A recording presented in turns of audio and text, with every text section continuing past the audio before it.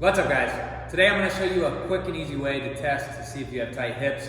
It just gives you a nice little ballpark that you can test on your own to see if you have a hip that's tighter than the other one. Then we're going to go through what you need to do in order to help progress that and get back into the gym, just to give you a little bit more relief and start moving properly and get that hip moving. So here we go. Let's see what you got. So on your back, and all I want you to do is bend your knees, feet on the ground, feet together. One leg at a time, both. So I need your pelvis to stay down on the ground. So as I go to rotate, don't try to get further by just letting your pelvis rotate to the side. So I lock in my pelvis here, but I just let my one leg go out to the side, and I see where I'm at. And I just give it a nice little ballpark, drive back up, and then allow the other leg to do the exact same thing, just to see. Most of you are probably going to be somewhat similar. But if you have one that goes a lot further than the other, then we've got an issue. Then you can kind of see with both legs, see where you're at. See if one drops down further than the other. Okay, after that, it just gives you a nice little ballpark, something to go off of, something to measure while you're on your own. Now, grab yourself a big resistance band. I've attached this to a rack here. What I want to do on the side of the hip that's tighter, I want to put this in my groin here, basically, and allow it to pull me out. Allow it to pull my hip. Now, I'm not just going to do that there. What I'm going to do is now come into a pigeon stretch here, where I cross my leg up in front, and I'm looking for a nice glute stretch here. But I breathe into that part where I feel tight, and then as I exhale, I try to let that band open up my hip a little bit more. A little hip distraction. So hopefully you're getting it. You got to make sure that that band is up far enough into your groin so that it's up into that joint capsule, not the muscles, but it's up into that hip capsule up there.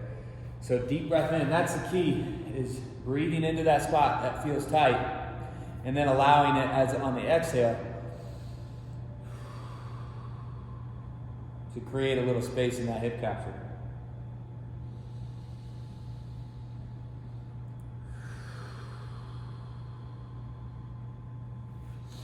You can hold it just like this in a static effort, or you can make it dynamic. Drive that knee into the ground, exhale back down. Drive it into the ground, almost activating the glute, and then exhale back down.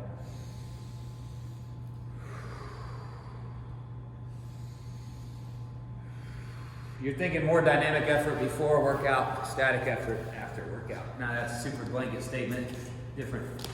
It will apply differently. Okay, now adductors, so the inside leg. Obviously, with the test that we just did, a lot of that's going to be tight adductors in the hip. So I want dynamic effort here. Inside of your feet, it's important that they are on the ground, that you're not up here like this. Okay, I want the inside, the heels down to the ground. Rock forward, rock back. Elbows down on the ground, push yourself backwards, come forward. Now to level this up even more, what I want you to do is sit back into that deep stretch. After a 5 to 10 second hold, you're going to then activate and try to squeeze your knees in together. Starting nice and easy, but then work your way on up to 100% effort. Hold that for 10 to 20 seconds. Squeeze, squeeze, squeeze, squeeze, squeeze, squeeze, squeeze. Then you'll relax. Find that stretch again. Repeat back and forth 3 to 5 times. So a 10-second stretch followed by a 10 to 20-second contraction. That's going to allow you to get better hip mobility. Right after that, the last one I want you to do before you get done and you're ready to go, you're going to do a pigeon.